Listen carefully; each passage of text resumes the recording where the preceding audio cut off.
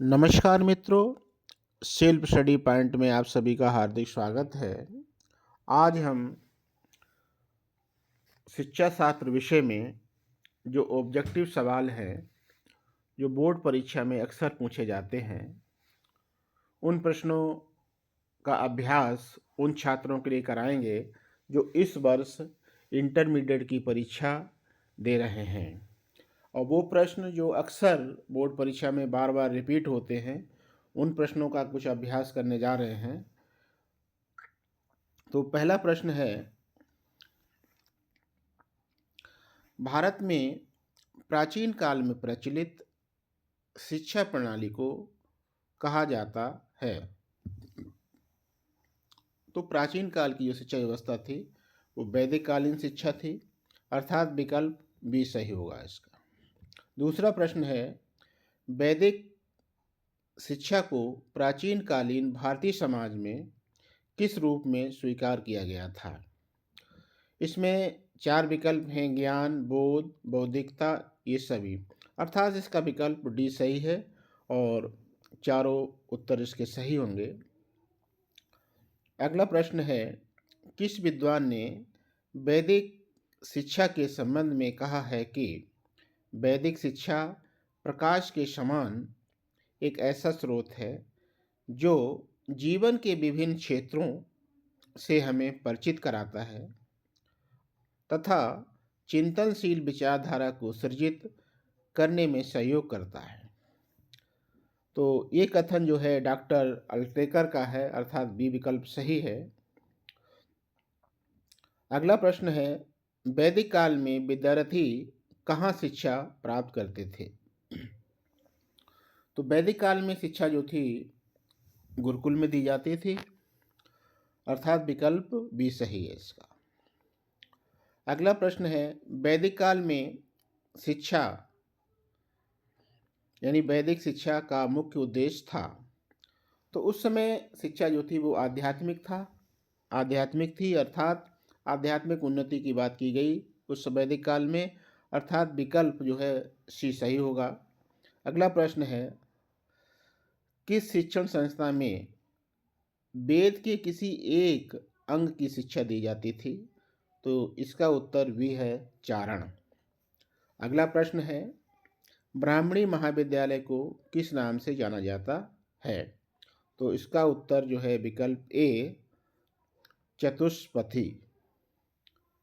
अगला प्रश्न है, उपनयन शिक्षा संस्कार किस काल में होता था। तो उपनयन संस्कार जो है वो वैदिक काल में होता था। अगला प्रश्न है, वैदिक काल में उपनयन संस्कार कब होता था। तो स्कूल में एडमिशन के समय। इसमें विकल्प दिया है उच्च शिक्षा में प्रवेश लेते समय। तो यहाँ उच्च शिक्षा का मतलब ये है कि पहले बालक जो है वैदिक काल में घर पे ही शिक्षा ग्रहण करता था, घर की शिक्षा पूरी करने के बाद वो गुरुकुल में प्रवेश लेता था, इसलिए उच्च शिक्षा लिखा गया है। अगला प्रश्न है, समावर्तन का अर्थ है।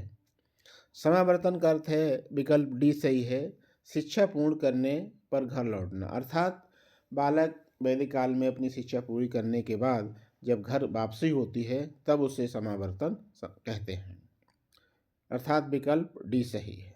अगला प्रश्न है, वैदिक काल में गुरुकुल में पढ़ने वालों को क्या कहा जाता था। ये प्रश्न बहुत इम्पॉर्टेंट है। इसका विकल्प बी सही है, अंतेवासी कहते हैं। अगला प्रश्न है, ब्राह्मणी शिक्षा व्यवस्था प्रभावी तरीके से रूढ़िबद्ध और औपचारिक हो गई थी। ये कथन जो है डॉक्टर एफ केई का है। आगे मैं बात करता हूँ बौद्धकालीन शिक्षा व्यवस्था पर। तो बौद्धकालीन शिक्षा का मुख्य उद्देश्य था, विकल्प बी सही है, निर्माण प्राप्त करना। अगला प्रश्न है, बौद्ध मठों एवं विहारों में शिक्षा का माध्यम कौन सी भाषा थी। तो बौद्धकालीन में या बौद्ध शिक्षा में पाली भाषा में शिक्षा दी जाती थी, अर्थात विकल्प भी सही है। अगला प्रश्न है, प्रव्रज्या संस्कार का संबंध है तो प्रव्रज्य संस्कार का संबंध जो है बौद्धकालीन शिक्षा से है, अर्थात बी विकल्प सही है। अगला प्रश्न है, विनय पिटक किस धर्म का ग्रंथ है? तो विनय पिटक भी बौद्ध धर्म का ग्रंथ है, विकल्प सी सही है।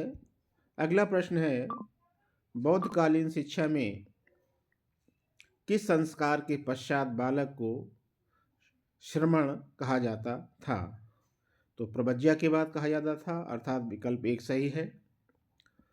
अगला प्रश्न है, बौद्ध काल में महोपाध्याय किसे कहते थे? ये भी इम्पोर्टेंट प्रश्न है। तो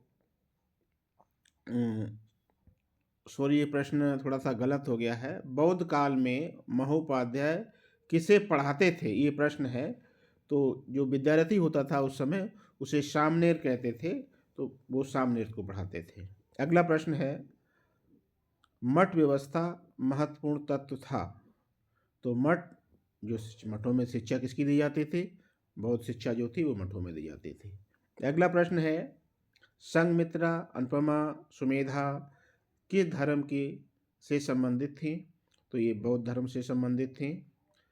अब कुछ प्रश्न जो है हम मुस्लिम कालीन शिक्षा पर कर लेते हैं।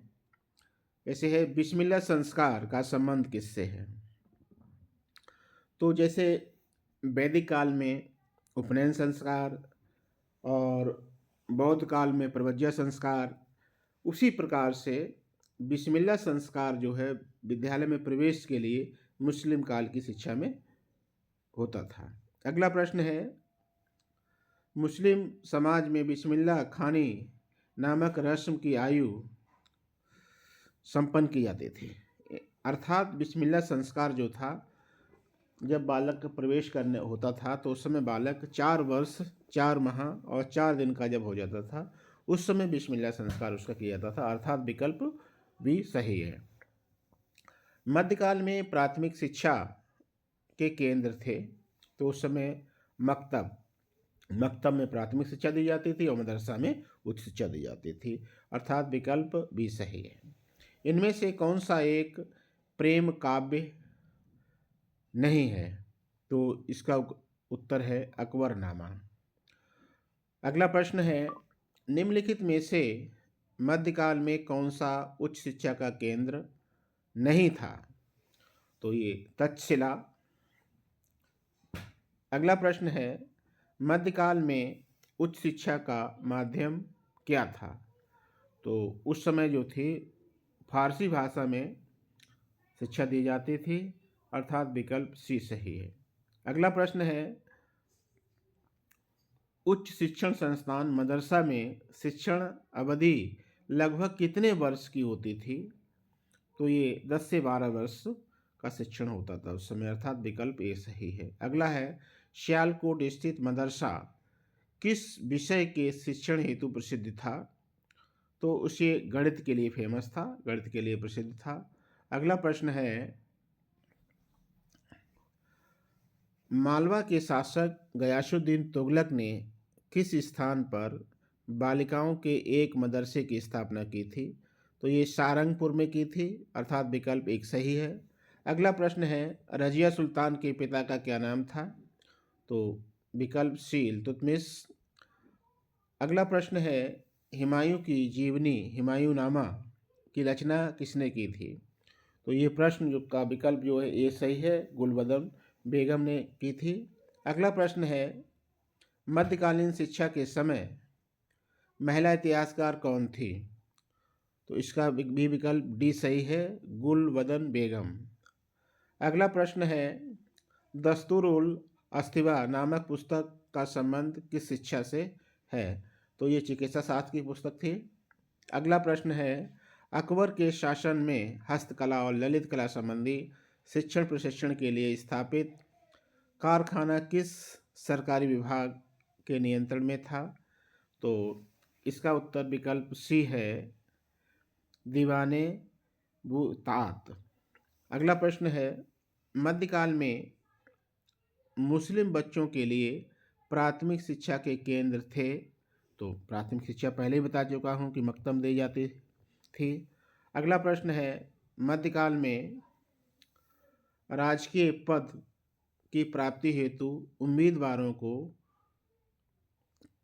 किस एक भाषा का ज्ञान होना अनिवार्य था? फारसी। पहला विकल्प सही है। तो उस समय उन्हीं लोगों को राजकीय पद पर रखा जाता था जिन्हें फारसी का ज्ञान होता था। तो आज के लिए रिवीजन में बस इतना ही। धन्यवाद। हमारे चैनल को सब्सक्राइब करें, लाइक करें, कमेंट करें। धन्यवाद।